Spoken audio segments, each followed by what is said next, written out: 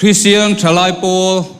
General Conference voi somnga pakuana mang tu song song tele thir tu song song te in zawai kan lalpa Isua Krista mingin chibai ka buk chewa lalpan in zawai mal som vek cheu ro se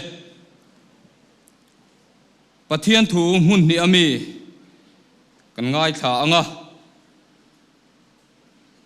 chanchin tha mathai jiak bung som pakhat chang som ni pariat atanga chang som thum le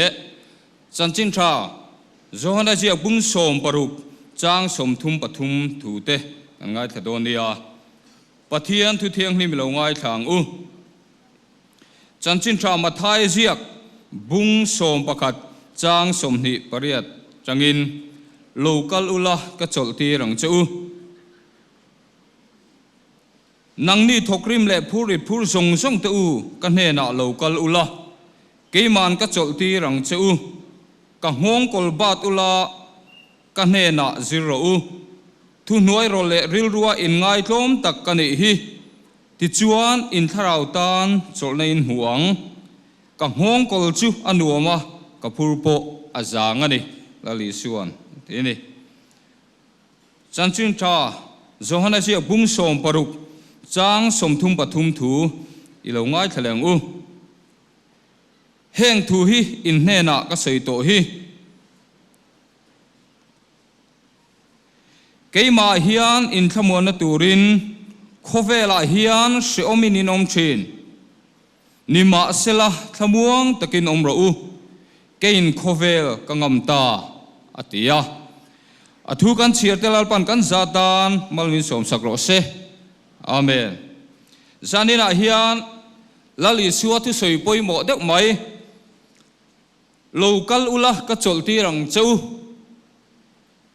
ti thu mang hian lali suan he na chol turin kanin som donani pathiama kunin chongchang u olalpa kan pathian chungnung bervanami zanina hun tha le hun lom om min pe a nangma fakle choi moi min phalsa ka wangte nangma fakle choi moi theya kan nun na min zu awang te le imal som na kong sang min fura wangin ne na lom thu kan se ni zanina he kan zinga ro puina le choi moi na ron chang zel turin ni khongai na kan ron di la ilalpa kan pathian min mangai tu lali siwa khovela len lai khan mishing te har san le mang an na anto asiat puya lungai taka mang ang taka hunan man te lalpa ahmu a ama ngei poin chung chu apal tlangani khovel a lalpa kan pathian isia mishing te hi kan mang angin lalpa kan thla hi amuang lo fo thin ani ti kan ria a chunchulali sio hian hre in ama hne na chol turin min soma nangma hne na chol vek thei turin zanina hian a tharin in bo saila kan phuri zong zong in he na lalpa lan thei turin kan rilru atharim in bo se sakang che kan thu sei tur te hi kan zatan malmin som sak tur che in kalalpa Isu Krista mingin kanon di la che amen eka sia tangin khovel ram sang sang kan thir chuan thalai te mai ba ka anu le pa te po ni thawa nom na chol na kan song na sa em ani ti a sia te ya in chu ta chuan mi zo te po hi kan bang bik ka lo hle maya nom na ha chol na zong hian kan phena sat em ani chumi ti chiang em tu nia ka sia chu he pathianin pathian ni ama natura aser san hun min petrina ama pol na hun turin chung huna cho mi tam takin amba bia ma pol na huna mang lovin khoi lai muna emo mun nuam zo ka an rina te kalin chu te cho hun an mang thina chung an kal na chana chu nom na chol na ha dam na an du wang ani e kan sa chi na nga revival speaker role ho hian on antia operation Nehemiah tin hun an mang thina chol ni laya khoi lai mun aizo dai fema nula le tlangfal i khatianga nuam zong chol na zong ho kha an kom thina pathian thu ten srila an trong trai thina ni chung chuan mizo thalai te po hian nom na kan thla hel to zia te kan zon na sat te i ati chiang hleng ka ria chol na kan zon dan te ai nang lo na sa thei hlenga mi tam zo khian chol na nom sakna kan zon fu lo wang hian keima nia nom na alo thena ne kin lungai na le mang an na kan chunga lo thleng thina ni chu poi thin hle maya lali suan chu a se chiang em a anen pana anen na chol turin kan phuri song kan mang an na song anen na i thena ama a chol ha dam turin min so mani e Christian ram kan nia Christian ram tilawin zule rui lo a kan thalai pui tam tak an tlan na se em ani ti kan ria a kan report a po mei chi aya mi pa kan thina tam zo kha achana chu mi zo mi pa te hian rui thei thil kan du em awangin kan nun chu chuan a ti toya kan nun kan uluk lo ani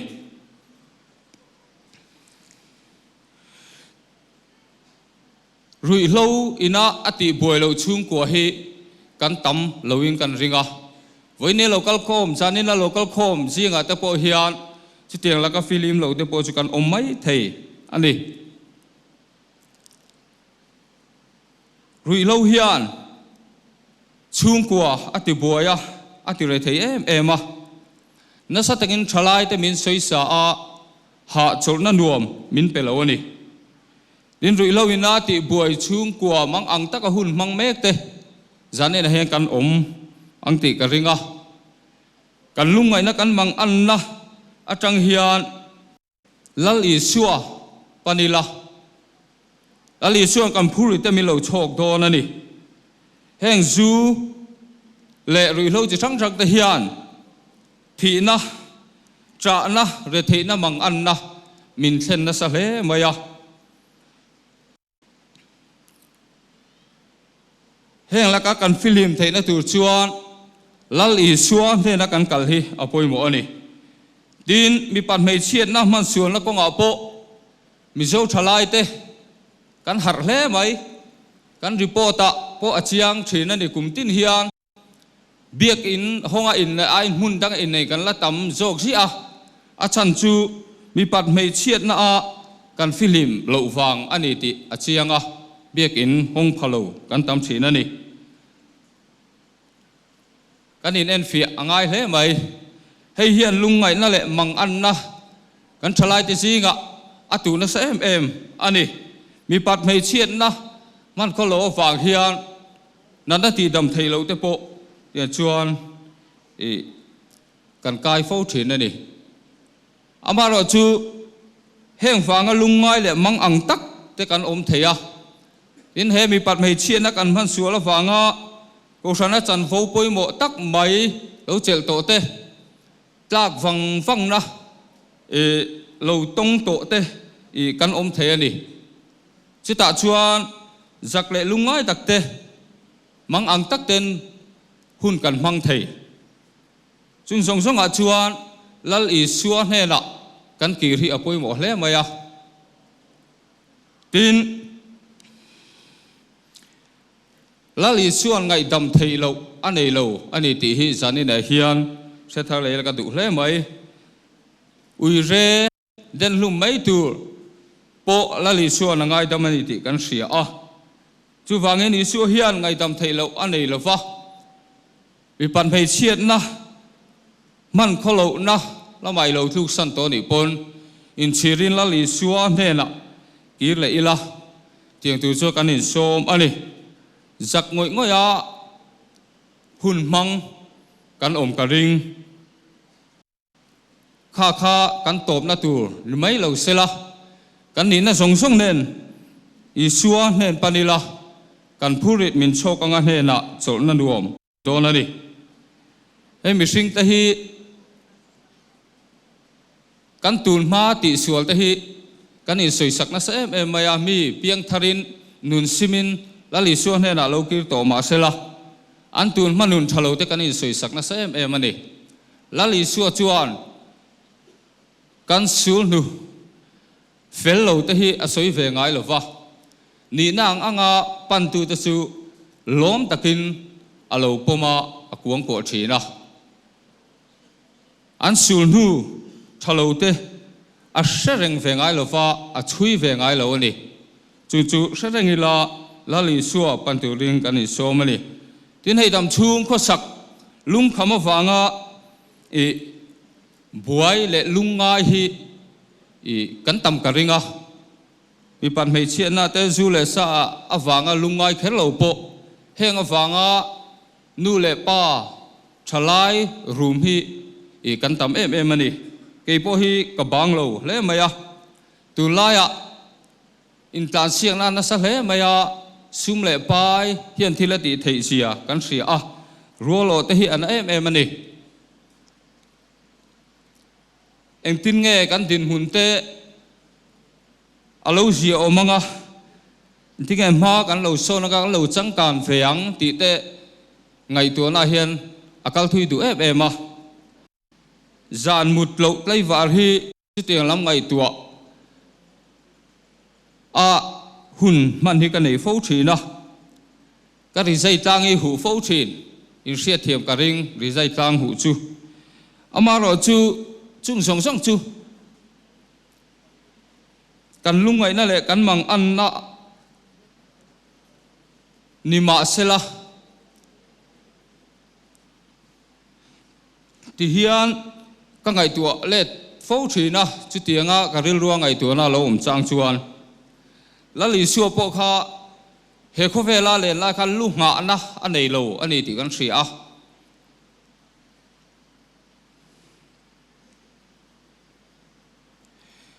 sabeng tung ama mo a chu po chu anei lo wa mi ta a ho ani tina sirti te zanri anu nung kil puya du a chu po chu in anei lo niang mi pindan a zanri abu sai sakani khovel ro lu le sum le pai eng ma nu chi anei lo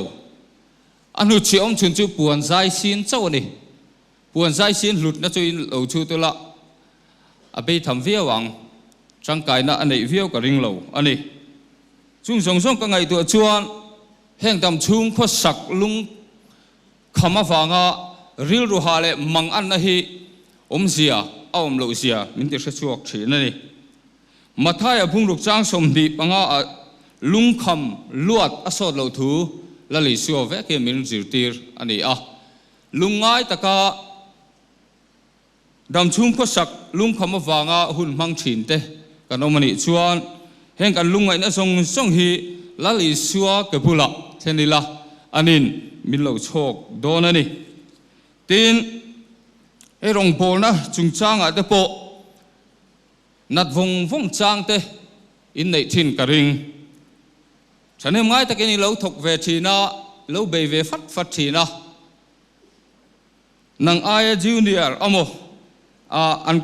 nei zo ko phang te mon thiam zo ko phang te a